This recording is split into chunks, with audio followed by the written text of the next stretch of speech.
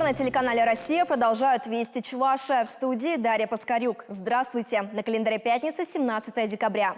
С 2022 года муниципалитета Чувашия ожидает тотальное преобразование. Вслед за красноармейским и шумерлинским районами оставшиеся 19 станут округами, заявил руководитель региона Олег Николаев. Смысл введения одноуровневой системы муниципального управления заключается в том, чтобы запустить единый центр принятия решений. То есть будет создан единый орган с единым бюджетом и единой стратегией развития. Нынешняя система с обособленными администрациями сельских поселений уже не актуальна, говорят эксперты. Преобразование районов в округа должно повысить эффективность расходования муниципальных бюджетов, исключить дублирование полномочий, а также простимулирует рост заработной платы населения.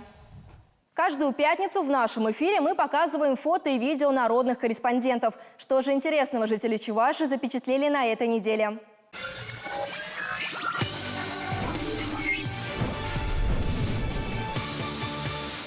Я точно успею. Самоуверенность, конечно, качество неплохое, но только никогда дело касается дороги. Приора пролетела в Чебоксарах на красный сигнал светофора и чудом не угодила под грузовик. Напомню, за пренебрежение этим правилом ПДД водителю может грозить штраф от 1000 рублей. Этот автолюбитель, кажется, тоже куда-то спешил, но проигнорировал не сигнал светофора, а пешеходный переход. 51-летний водитель Соляриса решил объехать остановившуюся перед зеброй машину. Никто из переходящих дорогу детей, к счастью, не пострадал. Видео посмотрели сотрудники ГИБДД. Нарушителя оформили сразу по 2 статьям и оштрафовали на 6600 рублей.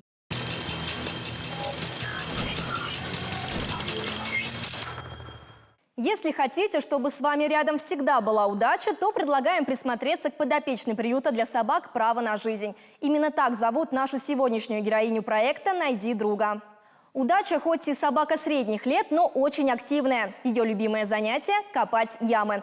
Чутье у нее хорошее, без труда может взять любой след. А все потому, что в ней течет кровь гончих. Собака привита, простерилизована и готова к переезду из приюта. Впрочем, как и остальные питомцы. А пока они смиренно ждут своих хозяев, горожане решили подбодрить их новогодними презентами.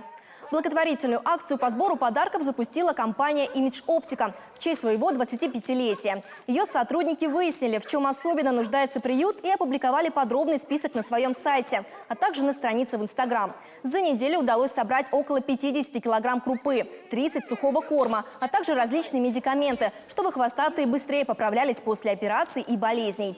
В коробку для подарков отправились и пеленки, и тканные материалы. Первую партию новогодних презентов уже отвезли в приют. Те, кто еще не успел передать подарки хвостатым, могут не переживать. Акция продлится до конца декабря.